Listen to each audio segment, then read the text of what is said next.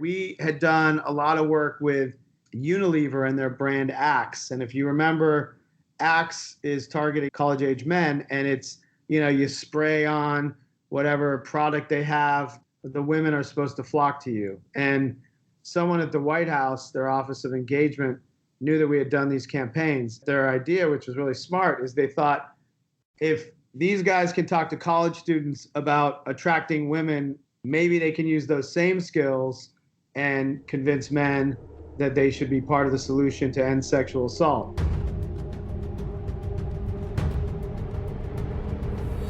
And so here we had this dilemma, this fact. I've been almost a decade researching this subject.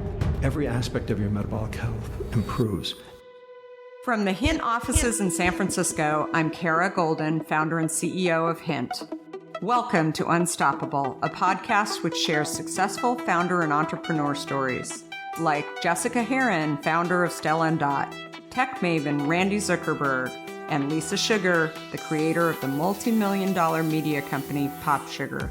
We dive deep into the entrepreneurial mindset, what it takes to create a scalable business, how to make an impact, the intricacies of funding, and much, much more. Plus, we ask the million-dollar question, what does it really take to be unstoppable? Let's find out. Hi, everybody. It's Kara Goldin, and we're here on Unstoppable with our next guest, Jason Harris. I am so excited to have Jason here today, President and CEO of award-winning creative agency Mekanism.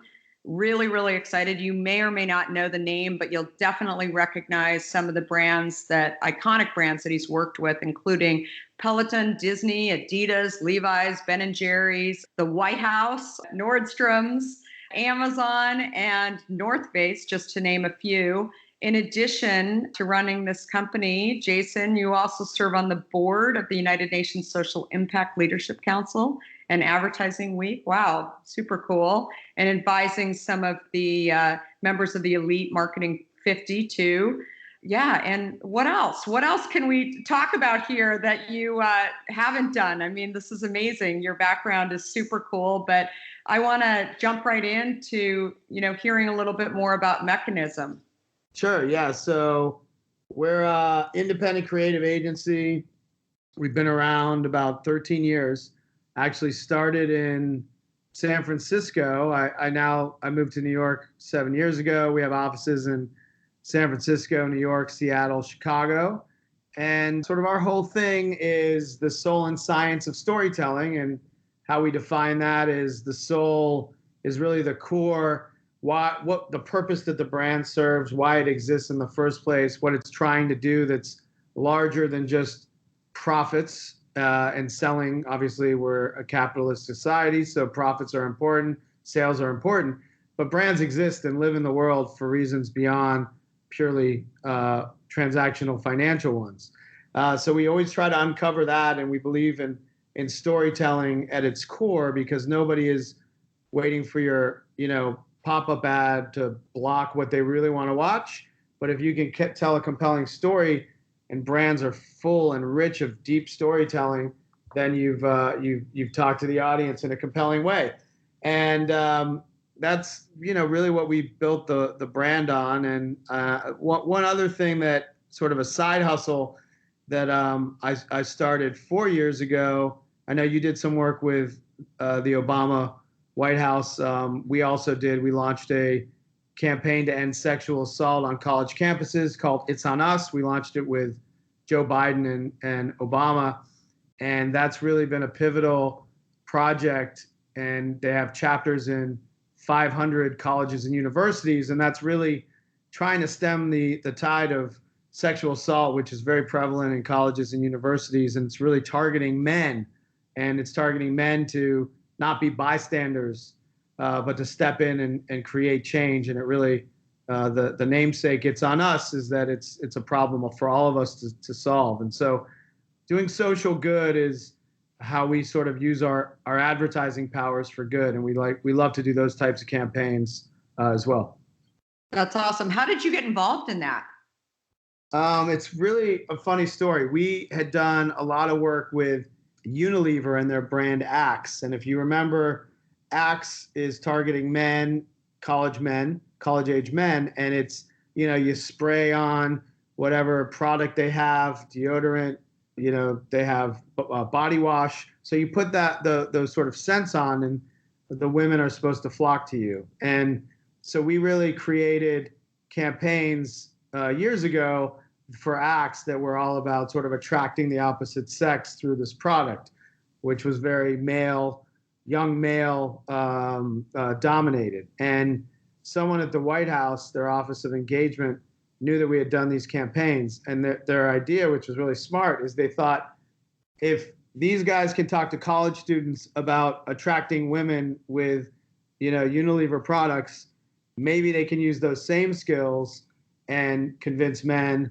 that they should be part of the solution to end sexual assault. And so that was really, having that sort of target audience expertise is really why the White House called us. And of course we jumped right in, and from that project, it sort of started the collective agency's love for doing social good campaigns. And we since started a group called the Creative Alliance, which is 90 companies, from agencies to brands to media platforms, that all come together to, fight anti-hate and discrimination, serve to move education forward, gender equality. So there's sort of these pillars that we believe in, and it's this massive group that does pro bono campaigns. So it's been really, really rewarding.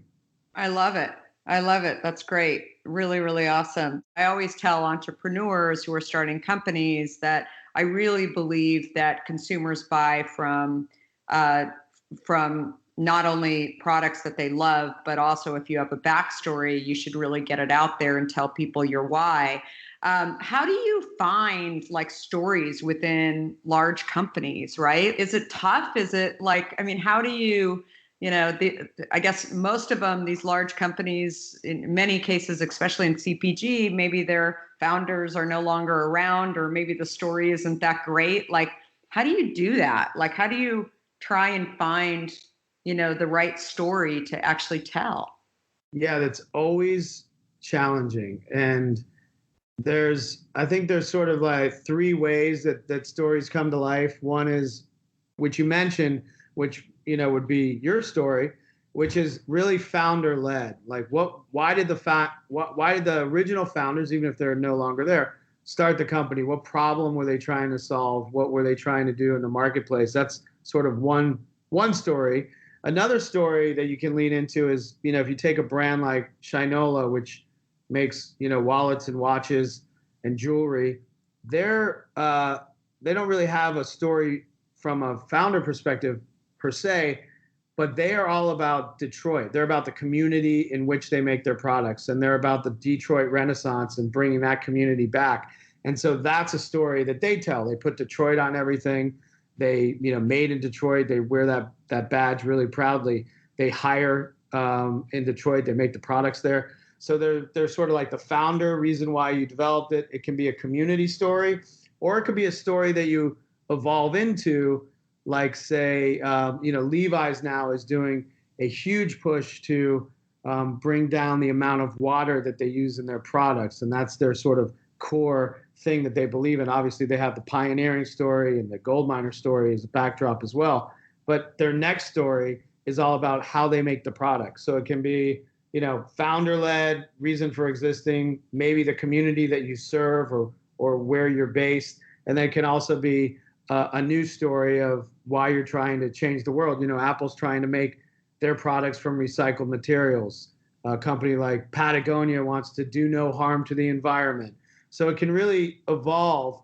So you really need to find that story, and it's either there or a company that we work with is Charles Schwab, financial services company. Obviously, they're heavy into profit and markets and making money for their investors, but they're also doing a lot with financial literacy, and they believe that everyone should have the power of investing and understand financial literacy. So there's a story there that you can unearth. So there's always something. I'd say the mistake that brands make is that sometimes if they don't have a story, they will just jump to whatever is happening. They'll be trend based. So whatever is happening in the public eye, whether it's, gay rights, whether it's gender equality, they'll just sort of issue hop. And I think that's really damaging because you're just trying to, it's so obvious and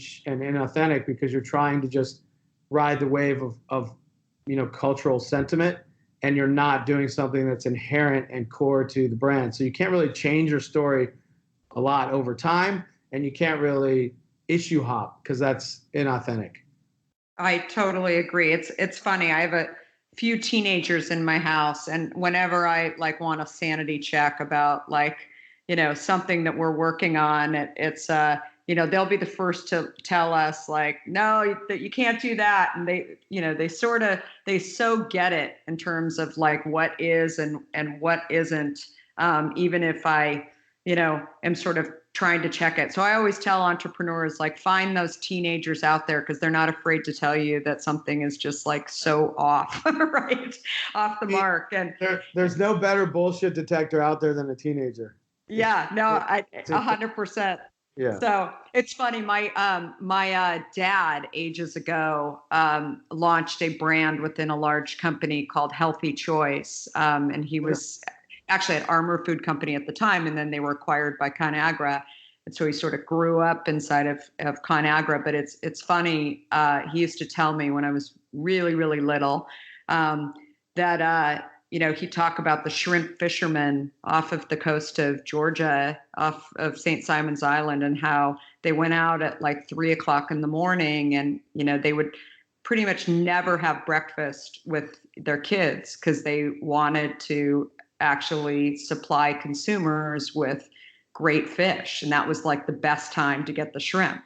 And so for years, ConAgra was actually, they put that on the package. And, it's fascinating because I, look back and I say my dad, this was, way long ago in the 70s, really got it. He understood the sort of art of storytelling and how important it was, and especially in CPG world. So yeah, it shows you, I remember Healthy Choice, and it shows you, the power of a strong name. You know exactly what that name stands for when you hear it. And it was, that was wildly popular. It's impressive he started that. Yeah, no, it's crazy. But anyway, I want to go back to you. So Mekanism. So what sort of drove you to start this? Obviously, storytelling, you must have loved that. But what was kind of the really, epiphany for you that said, I need to go start this? I had worked at many different agencies, and I think agencies are essentially, in any creative endeavor like that, is essentially really just a collection of people and how they hang together. There's nothing more to it than that, and what drives the way people hang together is culture. And I was getting to a point in the advertising industry, this is probably about 14 years ago, where I was feeling that it was driven by ego and politics. And that's not to say all agencies were run like that. I just happened to work at a few. And the idea, the impetus was, I feel like I've learned the craft. I feel like I could do this as well. But I'd like to do it in a culture that is supportive, non-political, optimistic. We assume our clients are geniuses, not that we have to save our clients. And so I just sort of was getting a little grossed out at the work culture. And so it was really driven with, and started with a few friends, and it was really driven by, let's do the work, but let's do it as best we can and do it slightly differently, but let's do it in an environment that's enjoyable and fun and respectful. And that was really sort of the genesis behind the company. That's awesome. That's great. So how many people are you now? We're about 220. We're about the same size, and it's and about almost the same number of years too. So it's yeah. Isn't it crazy how long it takes? Takes a long time. Yeah. It's funny. I always, tell people, they're like, wow, especially I was in tech before, and, 14 years seems like an eternity, especially when you talk to tech people. And, I always tell people that I always feel great when I hear the vitamin water story, that I think by year 14, Darius had gone bankrupt twice, and lots of sort of milestones that haven't happened to me yet. So I'm like, look, great brands take a long time. There's very few overnight wonders and successes, and I think it's the same with advertising. I mean, it takes a while to build and really do great work overall. Yeah, it does. It takes a long time, and when people don't, now Hint or Mechanism, it either whatever you do as an entrepreneur, when people start to hear about you, it seems like it was overnight, but it was, really a decade plus of grinding it out to get there. 100%. So unless you're starting with some crazy idea and you're trying to flip it and you've got a ton of VC money and you can scale it really quick, that's a different way to go. So I know you've worked with, great brands. I'll name Peloton just to name one that is more of a, kind of e-commerce play. But then you've got other brands that are really focused on, sort of more digital and branding. What would you say to, I get this question probably every other day from lots of big brands who are trying to figure out how to go, direct and into e-commerce. What would you say is sort of the biggest thing, from a branding standpoint that you should think about? From a branding standpoint for a DTC brand or a brand in general? A brand that wants to become a DTC brand. Yeah. So, so many brands want to do that, make that pivot now. And I would say that the hardest thing is that you have to think about, like a brand like Peloton, which started that way. When we're doing any kind of advertising, we've been working with them for 4 years. When they started, you're selling a $3,500 bike at the time and a new category to people that don't really understand what it is. And there's nowhere to buy it except by driving traffic to their website. And so you have to create emotional advertising that is also direct response advertising at the same time. And it's all about clicks. And so when a large brand that's successful wants to pivot, the marketing becomes so much harder because you're not just building brand affinity and then, you're not doing the funnel work where, you're reminding them and it's frequency. And then when they go in the store, you have a competitive advantage because they know your brand better than another brand. You have to really balance creating a story with emotion that also results in a someone taking the time to go seek you, go to your site, click and buy it. And that is a very, very different and harder skill to master. And so I think when brands think they'll just like switch over to that, it becomes really challenging. It becomes really, really hard. Yeah, no, absolutely. I mean, it's interesting. When we started off, even though I had experience in e-commerce, we started off as a brand that just sold in stores. And, the age-old sort of question is this going to cannibalize existing business? And we've seen just the opposite. I mean, since we actually went online and, our ads on Facebook are clearly not pure brand or digital. They're sending consumers to our website. There's a lot of consumers that still want to buy our product at Kroger or Target or, just pick it up inside of a, Google or whatever. And I think it really is the omni-channel approach of making sure that, the consumer knows that they're in control of where they buy, but, it's definitely it can be helpful to the offline world for sure. But I think I always feel like there are things that these brands don't really understand if they don't have a back-end operations set up, including picking and packing a box for the consumer that's acceptable, and weight in the case of beverages for us that they really have to take into account, that is not easy. And there's a lot of challenges with it.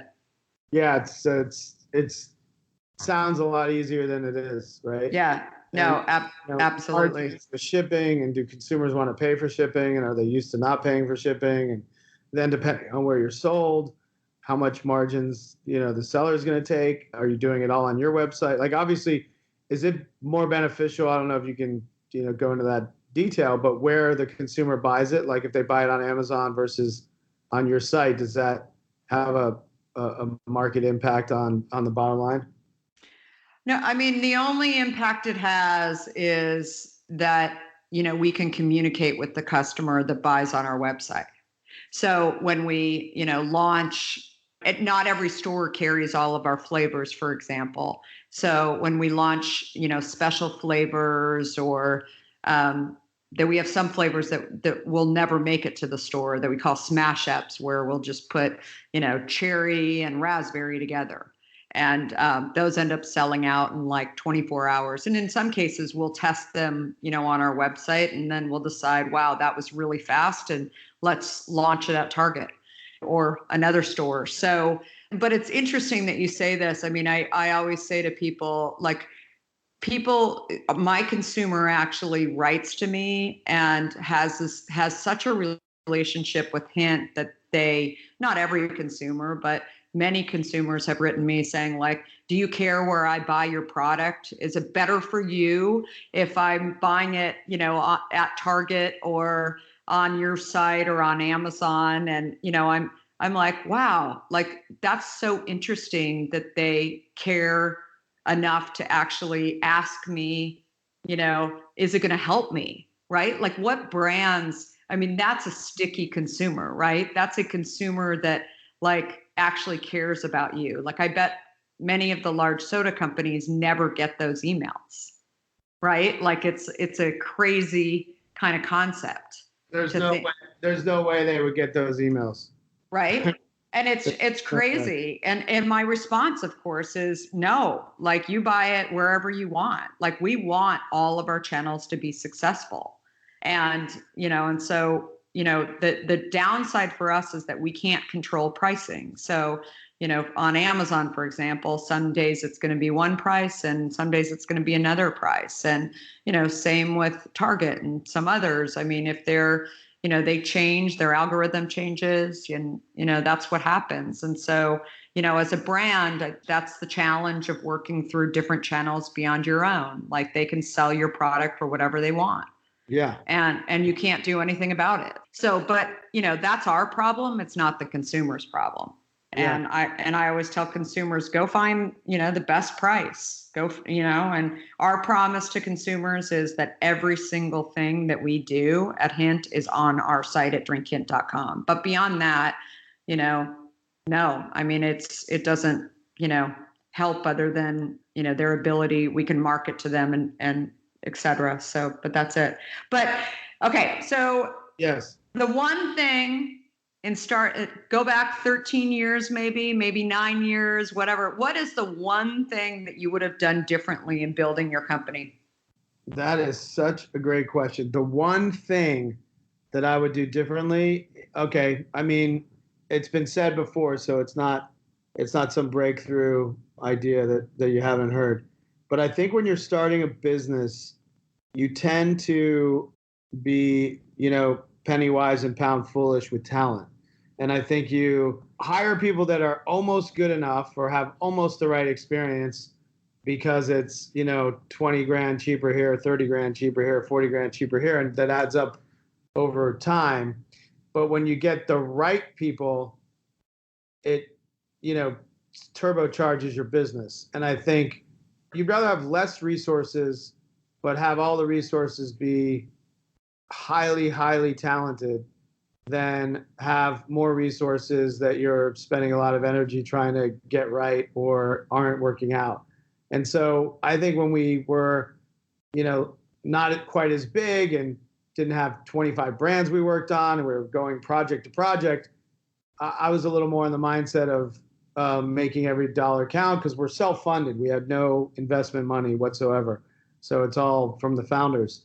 And that I would have changed. I would have made bigger bets on the right people earlier, which would have saved a lot of time and energy.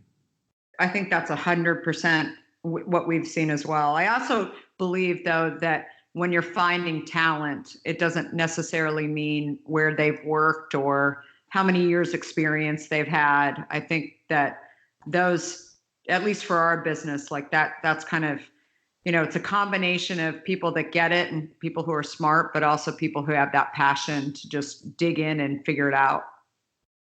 So true. I mean, yeah, talent isn't, they've done this role for 10, they're the operations person that has 10 years experience. It can be the right cultural fit with a hunger to learn, and, they're really intelligent. Like, we've seen people rise through the ranks really quickly.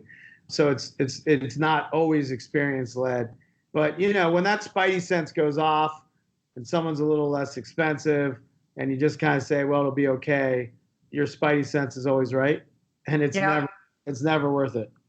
No, I think that's totally correct. Yeah, that's what I wish we did. It took us a long time to learn it. Now we're experts at it. I personally interview every hire, even if it's for 20 minutes. It's the team's vetted them, and I just make sure I have a sort of cultural chemistry meeting with them just to make sure. Because if you get a couple folks that are off or are political by nature or hide information or pit people against each other, it throws the whole. It's like a Jenga, it's like a Jenga piece when you pull it out. It's like the whole thing just crumbles. So it's really, really critical that you get that culture piece right. I totally agree. So that point may fall into this next question, but what's the best advice you ever received? Well, I think the best advice, and I actually have this in a book that I wrote that's coming out. I kind of heard this and I ignored it, and I got this advice, and now I really, really believe it, which is, never try to sell something you wouldn't buy yourself. And we have done experiments with investing in products, doing some sort of side hustles within the company. And an example is if you remember when Vine was really big and it was sort of Twitter's video platform. Yeah. And we spent a bunch of money to create this tech that allowed you. It was a site that allowed you to search through Vines because Vines were impossible at the time to search through, and you couldn't find categories and content. So we had a lot of developers, created this searchable thing. We hoped we would launch it, and Twitter or some other company would come along and buy it because it was really smart. And I never really got Vine personally. I didn't really see the need when you have YouTube, and Twitter is a really platform for the written word and communicating and short opinions and a one-to-one kind of way to talk to famous people, celebrities, influencers, whoever, comrades online. And I didn't see it, but I was convinced to spend a lot of money to invest in this product. And ultimately, Twitter shut down Vine shortly after we launched, and we just wasted all of our time and energy and pulled a lot of resources to build this thing. And so that's when that advice really hit me, like never sell something that you wouldn't buy yourself. And if you don't believe in it in your core and people convince you of it, you really just, as a leader of a company, as an entrepreneur, you have to listen to that gut.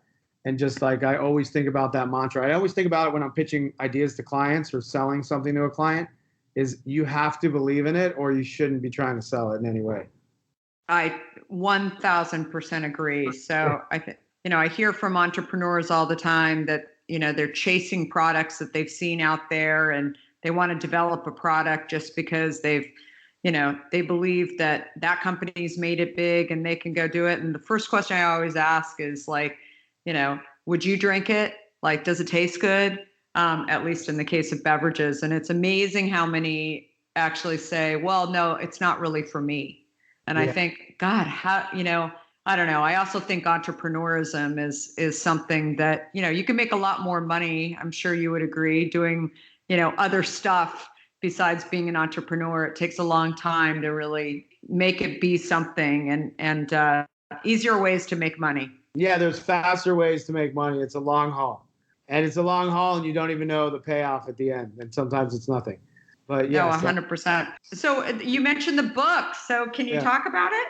Yeah, absolutely. So my first book comes out September 10th. It's called The Soulful Art of Persuasion, published on Random House. I'm really excited about it. It was about a 3-year project. And the concept behind it is it started sort of as an idea of selling and pitching. And when you work in an advertising agency, you're in this microscope of, you're as an entrepreneur, you're selling and pitching your team to follow you, day in and day out. Then you take the concepts and you have to sell them to a client who has to buy the idea and buy the strategy. Then you have to launch it and put it out in the world and convince the consumer, buy this Ben & Jerry's new product innovation that we're launching, or a Peloton bike, or switch to Charles Schwab, or watch this HBO program. So you're convincing your team, you're convincing clients, and then you're convincing ultimately the consumer who has the purchasing power. And if over 20 years in the business, I learned a lot of skills that I think are not taught today and are a little bit counterintuitive. And so I put those into a book and researched a ton with psychologists, with universities. So there's a lot of psychology in there, pop culture references, and created 11 habits that I think make people influential and able to persuade.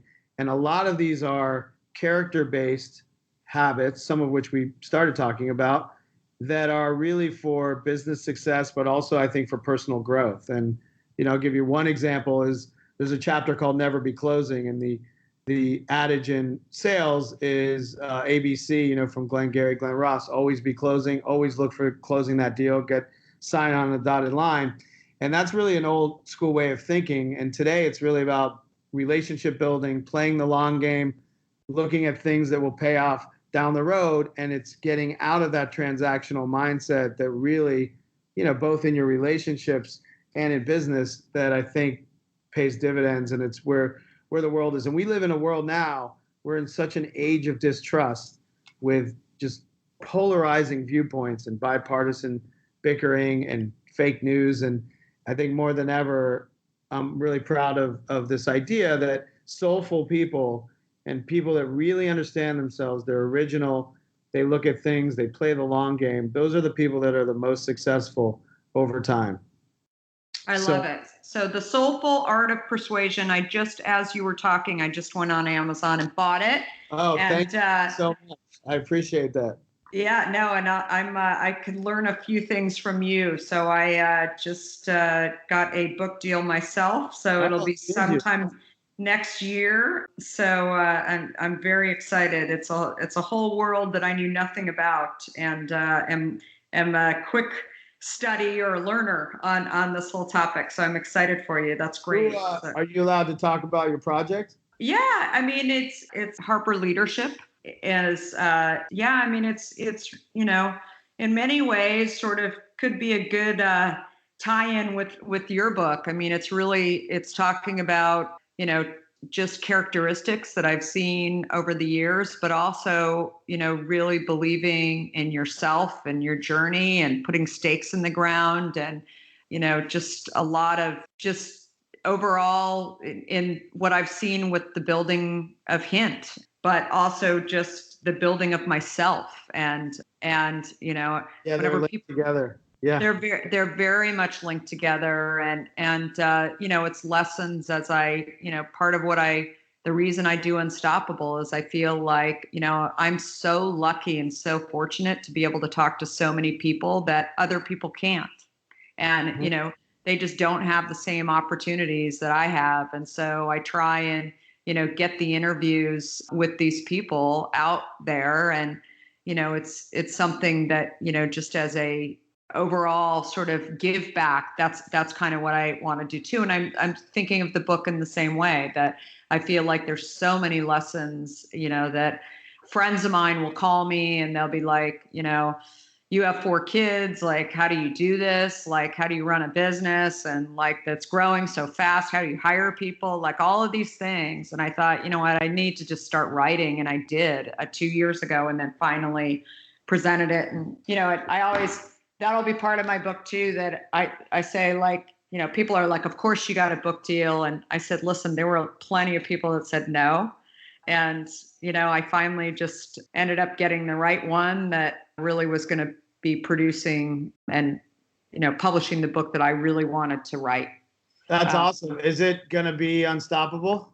It will be Unstoppable. I'm not sure that that's going to be the title, but we'll see. We're still kind of working on the title of it. So I should know a lot more in the next couple of weeks, but we'll keep you posted. But I'm really excited to get your book. And I briefly scanned, I'm a huge David Bowie fan too. So I can't wait to see, that in there as well and hear more about sort of his journey. It sounds like there's a bit on that. Yeah, so David Bowie, I'll just talk about it briefly, but when I was growing up, he was he was like my musical idol. And in learning more about him and reading a ton up on David Bowie, he really sort of paved the way to letting people be themselves and fly their freak flags. And you weren't sure if he was male or female or which direction he was going. He always created new characters. He was, just such a risky musician. And when he started, and he actually had his first job was in advertising, which he soon quit. But when he started, he was pumping out albums that his record label wanted him to make, and they were making him into a folk, boring folk singer like Bob Dylan. Not that Bob Dylan's boring, but he was emulating Bob Dylan, which wasn't him. And he quit the label and went on this sort of journey into, he went to a Buddhist monastery. He created an arts lab. He studied mime. He created all these ways to really find himself. And once he found himself, he became the original that he is. And I think, that sort of really resonated with me. And to be successful, both personally and in business, you really have to lean into what makes you you and not shy away from it or cover up the messy parts, but really lean into the whole thing, the whole ball of wax that makes you who you are. And so I talk a lot about how I learned that from him, and he's been a real role model. I love it. Well, listen, we're going to end on that note, but just one other quick question. How can we support you? Where can we find you online? You can check me out on, I'm at Jason_Harris on Twitter and Instagram. The website is thesoulfulart.com. You can check out more on the book there. And would love to hear from anyone. And this has been a real great conversation. Yeah, awesome. Good. All right. Perfect. Thanks again. All right. Thank you so much.